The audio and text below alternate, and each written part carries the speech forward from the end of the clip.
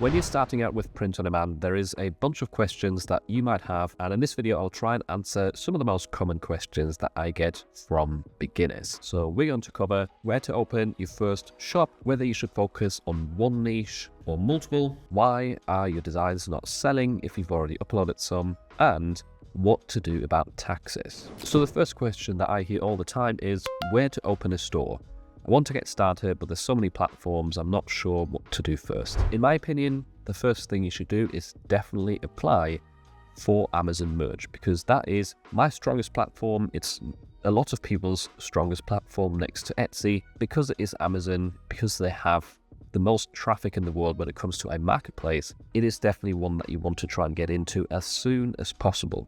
Amazon has got an application process, so you have to submit an application, and it is quite common to get rejected even if you've got a good application. That's probably the case because a lot of people apply to this program every single day and they can't let everybody in. But don't give up, don't take it personal if you do end up getting rejected. Just submit another application with a different email and keep trying. It's definitely worth trying because once you get in, you've got a massive life-changing opportunity with Amazon Merch. So that's the first thing you should do, is at least send an application to them. However, at the same time, it's a good idea to get started on a separate platform that is fairly easy to open a store with and also easy to upload to. And there is a bunch of different options here. Now, Redbubble and TeePublic have recently kind of dropped a bit in terms of their potential for making money because they've introduced a tier system that makes it quite hard for beginners to essentially make any money from the platforms. They make it harder in the lower tiers to essentially get royalties with your sales, and they've almost cut the royalties in half for people in lower tiers. However, I would still recommend trying out a platform like TeePublic. I've personally made a lot of sales on TeePublic, a lot more than on Redbubble, and I would recommend starting on there because it is a very easy, seamless upload process. You can open a store for free and you can just get used to the process of print on demand with one of these stores. You could also try Spreadshirt. That's quite a decent platform where it's easy to upload to. You can make sales on there, but don't expect to make thousands a month with these platforms. They're just essentially a way for you to practice the skills that you need for print on demand, which then you can really sort of bring to fruition once you get into Amazon Merch or later on even Etsy. Etsy is sort of the second platform that has massive potential within print on demand. You can make a lot of money, but it is harder to set up a store on Etsy because unlike with Redbubble and TeePublic, Spreadshirt, on Etsy you have to fulfill the orders yourself. You also have to manage customer service yourself, which does make things harder. You have to set up the store in a more difficult way, whereas with TeePublic and Redbubble, they will manage everything for you. You only have to upload the designs, and if something sells, it's very hands-off and you just collect a royalty. With Etsy, you also have to pay some fees and pay for the printing up front when an order is placed. So there's a lot of extra stuff there, which is why I would recommend to leave Etsy for further down the line once you've got used to the process of research, design, uploading, SEO, with a platform like TeePublic, like Spreadshirt. Redbubble, I think, is very, very low potential these days and very sort of over-flooded with people and designs, so I wouldn't necessarily start with Redbubble anymore. But some other platforms as well, where I see great potential, would be Displate. Unfortunately, Displate has an application process as well, but on Displate you can make decent money compared to Redbubble, TeePublic, and Tostadora. Tostadora is another platform where I'm making quite a lot of daily sales, quite a bit more than on TeePublic and Redbubble in terms of royalties as well. So Tostadora is one worth checking out. I do have video tutorials about both Displate and Tostadora on my channel if you want to see how to get started with them. And I will also leave a link in the description where you can sign up or create your first store on TeePublic if that's where you want to start out, because TeePublic does have a very simple, easy process when it comes to uploading. I wouldn't open a lot of stores. At first, I would just focus on one platform to begin with. So essentially, apply to Amazon Merch, that's very important, and open one store on either TeePublic, Spreadshirt, maybe Tostadora, and then just start. Just get used to things. Even if your first designs, your first niches might not be perfect, that's what I would say to you when it comes to deciding which platform to sell on. If you're still unsure, I also have an in-depth video sort of reviewing 13 different print-on-demand marketplaces, giving my honest opinion about them, also giving you some potential in terms of the earnings based on my experience and what I've heard from other people. So in that video, I also give pros and cons for each marketplace. So that's definitely worth checking out if you're still unsure where to start. Another question that people commonly ask is, should I just focus on one niche, or should I essentially make a store targeting lots of different niches? And the answer to this is very simple.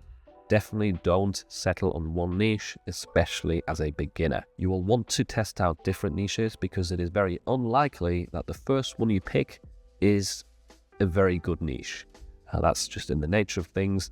You're going to have to enter multiple niches to see which ones actually work, and then you can create more designs for the niches that work. And eventually, if you found a very good niche that's getting you a lot of sales, then you could consider opening a separate store that is completely dedicated to that one niche and targeting just one specific customer, one type of audience. But as a beginner, don't just settle on the first niche that you find or that you might feel passionate about. Maybe it's an interest that you've got and sort of feel inclined to create designs for. You can do that, and sometimes it is good to have insight into a specific niche and sort of get the inside jokes, that sort of stuff, but don't settle on one niche. Learn about niche research. That's one area where most beginners, in my opinion, sort of lack or struggle, is that they just jump straight into the design process because it is quite fun. They skip the research and then struggle to get sales because the niches they've entered are not necessarily good. They might have high potential in terms of sales, but they also have high competition, which is often a big downfall for beginners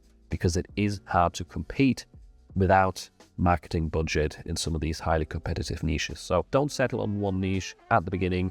You can definitely do that once you've got some more experience and once you know what works. If you've found some niches that are really, really good and perform well for you, then you can sort of hone in on that niche. But at the beginning, definitely don't do it.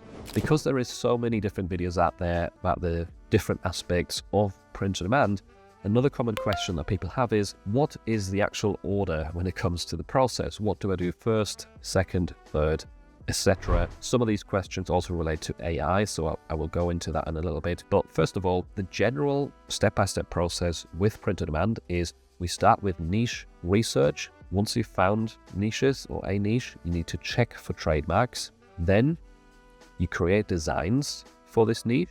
Then you do the listing SEO, which means finding relevant keywords. And then you upload the designs to the marketplaces that you're selling on. So we've got research, trademark check, design, listing SEO, upload. Within this process, there's also multiple steps. I have got multiple videos on my channel and playlists that go into niche research, into trademark checks, design, SEO, and upload. So if you're unsure about one of these topics, definitely make sure to check out my playlists. But another common question related to AI and the sort of order of things there that I get is, what do I do first once I've generated some AI graphics? Do I upscale them first? Do I remove the background first? What's the best method right here? And I would recommend, first of all, removing the background and then upscaling your graphic. You can do this with free tools. ClipDrop has a free background remover, and then you could upscale the graphic or vectorize it with either dgb.lol, or you could also use svgconverter.app, which I've got videos on both of those tools on my channel. So it would be create the graphic, remove the background, then you would upscale or vectorize it depending on what your graphic is like. Sometimes vectorizing might look better, sometimes upscaling might work better in your case. I've also got a separate tutorial going in depth in case you're unsure whether to vectorize or to upscale.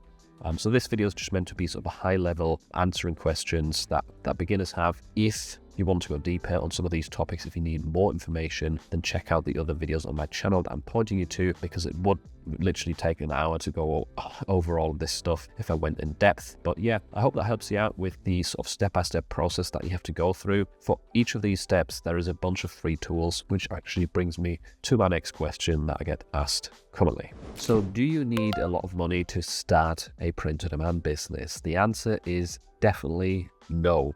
This is one of the cheapest easiest businesses to start, really, because you don't need upfront investment. All you need is an internet connection, a laptop or a PC, and your time. Every single process, including research, design, uploading, SEO, everything has got free tools that you can utilize. You do not have to pay for anything. Are there tools that can make your life easier and make you work more efficiently with print on demand? Yes, of course, but you don't have to invest in those. So if your budget is small, don't worry. I've got a ton of videos on my channel discussing free niche research methods. You can also create designs for free very easily with apps like Photopea. It's literally like a copy of Photoshop that's web browser based and that you do not have to pay for. So Photopea is one tool worth checking out. I also have heard of Figma quite a lot, which appears to be a free design tool that's quite good when it comes to print on demand or t-shirt designs. So Figma, Photopea, two tools worth testing out. There's also one called Inkscape, which is sort of an Adobe Illustrator alternative, a free vector editing tool. So again, there is a big variety of design tools that you can utilize. When it comes to listing SEO, search engine optimization, finding keywords, there is a free tool that I still use all the time to help with this, and it's called the Redbubble Tag Generator by Merch Titans that helps you find relevant keywords related to your primary keyword for the niche. So that's definitely what I would recommend. And you don't need a fancy keyword tool with a search volume, all of that stuff to build your listings out. It's not necessary. Can it help? Of course. Yes, it can help you out. It can help you optimize your listings and include more keywords that actually have good search volume, but I've never really done that. I've never paid for keyword tools to help me out with my listings, and I've been all right. So that's another thing that you don't really need to invest in my opinion. And when it comes to uploading, you can get help in terms of upload automation, but I think that's something for a more advanced print-on-demand seller that already has a lot of designs created. As a beginner, I think upload automation is not really worth it. So yeah, just start for free. You don't need to invest. You don't even need a research tool necessarily. Can they help? Of course they can, but there is enough free research methods that can definitely get you some really good results. POD is one of the most sort of attractive business models to start for that very reason, that it is so free, that it is so cheap, and it doesn't really have any risk attached to it because you don't have to buy any stock up front or make some massive investments, go into debt or anything. It literally just requires your time, internet, and device. So one topic that I've been asked about a lot recently is taxes. So if I'm selling in multiple countries and marketplaces, do I have to be registered in those countries for tax purposes? And also, when do I actually start having to pay tax? Is there a certain amount of sales or royalties, revenue that I reach and then I start paying tax? And also, do you actually have to start a business, like an official registered company when it comes to print on demand, or can you just start as self-employed? These are some of the common questions, and there is way more. This is definitely a complicated topic, and the problem is, first of all, I'm not really qualified to give advice on this, and secondly, everyone's situation is totally different here. So even if I told you what the case is for me, it probably won't actually apply to you because you might live in a different country. You might have a different situation in terms of the other sources of income you're receiving, and that will all affect what the rules are in your case in terms of tax. So in this case, I always recommend speaking to a tax advisor or an accountant. That's what I do. I outsource all of this to some accountants located in London that literally specialize in e-commerce, because even if I tried to learn this stuff myself and figure it out, I wouldn't feel confident enough to know that I'm doing everything correctly. And I think in most cases, the same is going to apply to you. So please, speak to an accountant, to an expert in this topic who can help you out, because I don't know what your situation is. And even if I did know, I'm not a tax expert.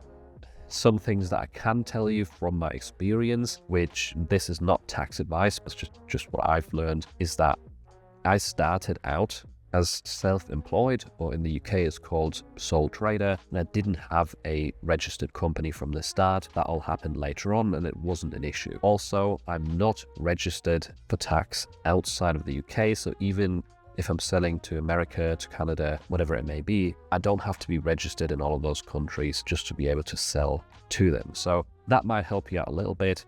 and make you realize it might not be as complicated as you assume. But again, this is just my situation. Yours might be different, so please speak to a tax advisor about this.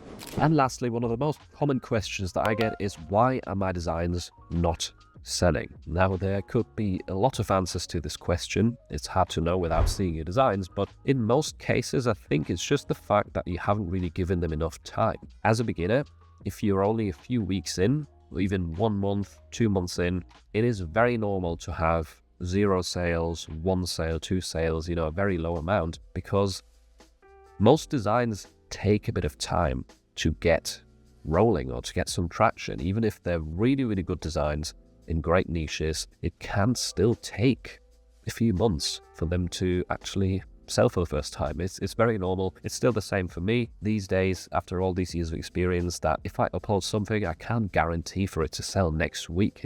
That's just the nature of print on demand. And to be honest, if you're a brand new person to this, if you're a beginner, then it's very likely that your designs or maybe your niches are just not great. I'm not saying that to insult you. It's just, if I look back on some of my first designs, I'm thinking, what the hell was I doing? It's natural that if you're a beginner at something, you're going to be bad. You still have to learn a lot, and there's no way to really shortcut that. You have to put in some reps to improve. And most beginners, they maybe struggle with selecting the right niches, or the designs are not as good as the competition. And that means that you will either have a hard time being found in the niches that you've entered, and there's just too much competition, or if a customer finds your design and the design is just not very great, they're going to choose a different listing. They're going to buy from your competition because they might have higher quality or better looking designs. Those are 2 of the most common reasons, I would say, why your designs are not selling. But definitely bear in mind, if they've only been up there for a few weeks, even if they're really, really good designs, really good niches, it does take some patience. There's no way to really get sales very, very quickly and instantly. It's very rare for that to happen for anyone.